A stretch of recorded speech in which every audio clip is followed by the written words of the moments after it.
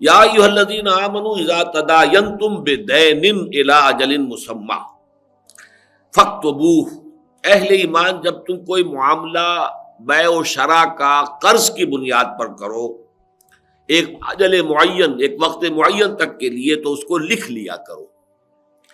پہلی بات تو ذہن میں یہ رکھیے کہ تداینتم کے اندر بھی دین تو موجود ہے، باب تفاعل ہے دین سے تداین، باہم دین کا معاملہ کرنا۔ پھر دوبارہ تکرار کیوں آئی بے دینن؟ اس کے اوپر بڑی بحث کی ہے امام رازی رحمۃ اللہ علیہ نے کہ اصل میں معاملات جو لین دین کے ہوتے ہیں بیع و شراء کے، اس کی چار شکلیں ممکن ہیں۔ عین بالعین، یعنی دست بدست، یہ مال ہے، یہ قیمت ہے۔ وہ قیمت بھی کسی وقت بارٹر سسٹم ہے تو مال ہی کی شکل میں ہو سکتی ہے، اتنی گیہوں دے رہا ہوں، اتنا کپڑا تم دے دو، یہ عین بالعین ہو گیا۔ یا اتنا گیہوں تم لے رہے ہو، اتنے پیسے مجھے دے دو، یہ بھی عین بالعین ہے۔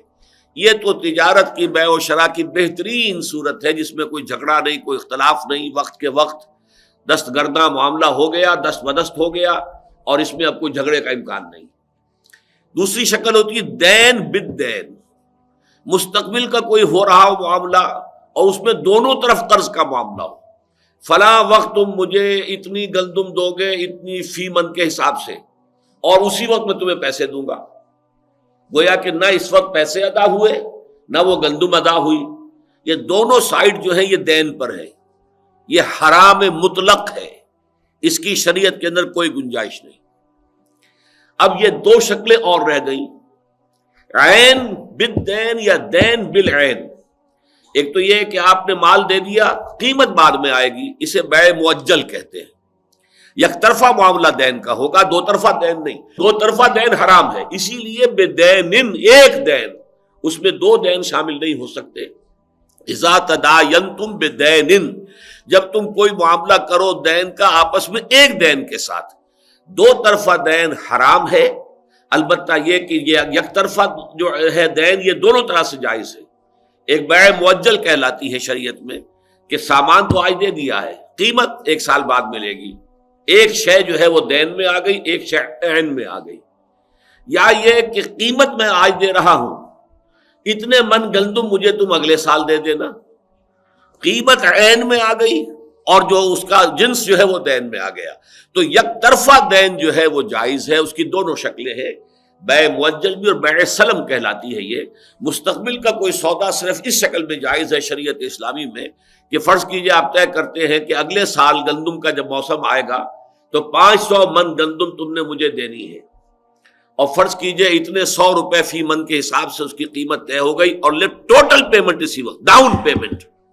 یہ جو ہمارے ہاں چل رہا 10% پہ سودا ہو گیا، پھر اگر کوئی شخص جو ہے سودے سے بھاگ گیا تو وہ 10% جو ہے وہ ضبط ہو گیا، یہ سب حرام میں سے۔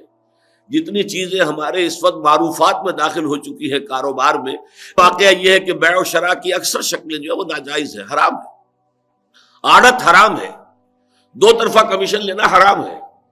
ایک طرفہ کمیشن ہو سکتا ہے، یا آپ خریدار سے کمیشن لیجئے یا آپ فروخت کنندہ سے کمیشن لیجئے، اس لیے کہ یہ ایک طرح کی وکالت ہے، اور وکالت ظاہر بات ہے کہ ایک مقدمے میں ایک وکیل دونوں طرف سے تو نہیں ہو سکتا کہ مدعی کے کیس کو بھی وہی پلیڈ کرے اور مدعا علیہ کے کیس کو بھی وہی پلیڈ کرے، ناممکن ہے۔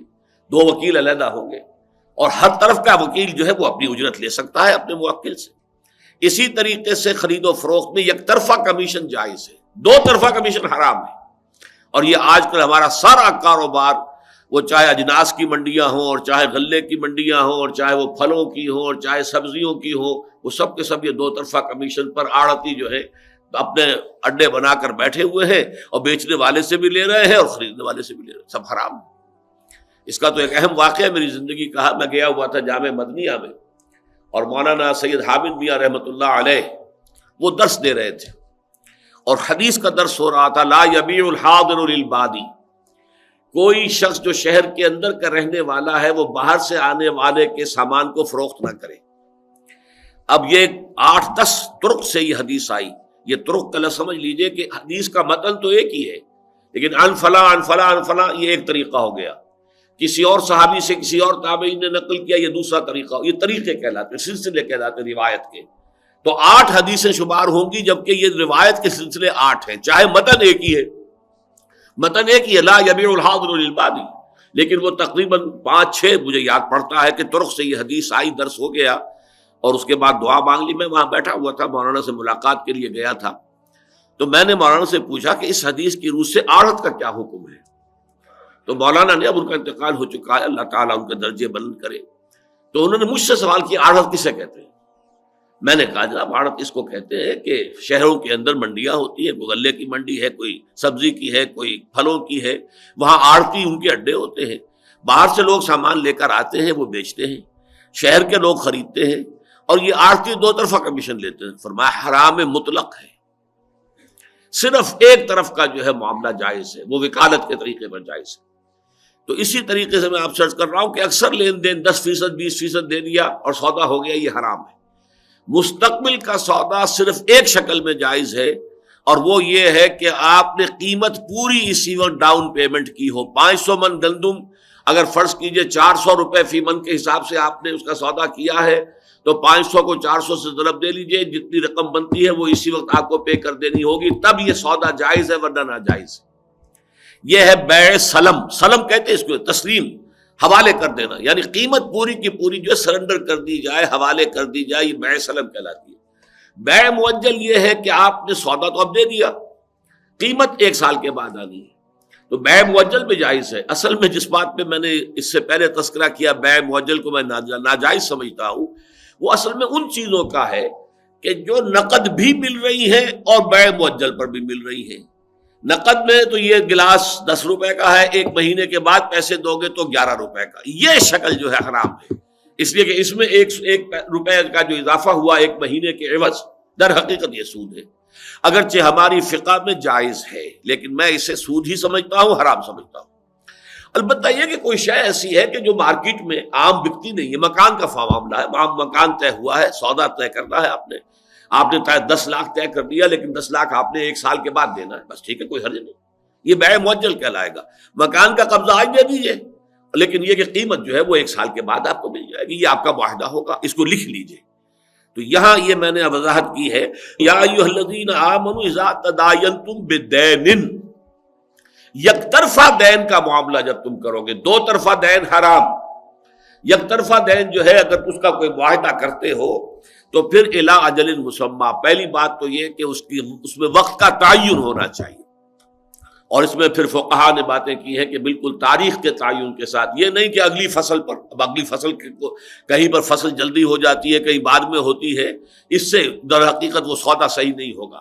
بالکل معین تاریخ لے، اجل مسمی، اس کی تاریخ معین ہو جانی چاہیے کہ یہ سودا فلاں ڈیٹ کے اوپر اس کی تکمیل ہونی ہے. فاکتبوہ ہو تو اسے لکھ لیا کرو، اس لیے کہ ظاہر بات ہے زبانی کلامی سودے کے اندر 100 طرح کے پھر جو ہے اختلافات ہو سکتے ہیں، کیا بات طے ہوئی تھی کیا نہیں ہوئی تھی، لہذا اس کے لیے حکم دیا جا رہا ہے. اور یہ آپ سوچئے کہ آج سے 1400 برس قبل یہ حکم نازل ہوا ہے، اور نازل بھی اس معاشرے میں ہو رہا ہے جہاں لکھنے والے بہت کم تھے، لیکن یہ کہ ان معاملات کو سٹریم لائن کرنے کے لیے کس قدر عمدہ ہدایت جو ہے اس وقت دی جا رہی ہے کہ ایسے معاملات میں فاکتبوہ ہو، یہ گویا کہ حکم ہے، یہ واجب کے درجے میں ہے، کہ اس سے در حقیقت انحراف اللہ تعالیٰ کی منشا کے خلاف ہوگا. ہمارے ہاں عام طور پر کیا ہوتا ہے کہ جی کیا لکھوانا ہے، آپس کے تعلقات ہیں، اعتماد ہے. جب معاملہ ہو رہا ہے اس وقت تو اعتماد بھی ہے، دوستی بھی ہے، محبت بھی ہے، رشتہ داری بھی ہے. پھر جب اختلاف ہوتا ہے تو نہ دوستی نہ رشتہ داری، پھر ایک دوسرے پر الزام، پھر جھوٹ کے الزام، پھر غداری کے الزام، وہ سارے کے سارے الزام ہوتے ہیں، وہ دوستی دشمنی میں بدلتے دیر نہیں لگتی. اور اسے ہم سمجھتے ہیں کہ یہ تو بہت ہی مروت کے خلاف ہے کہ کوئی معاملہ ہو رہا ہے تو زبان پر اعتماد نہ کیا جائے اور صرف اور لکھنے پر اصرار کیا جائے. تو یہاں یہ فاکتبوہ، لکھو اس کو. میرا یہ واقعہ ہے.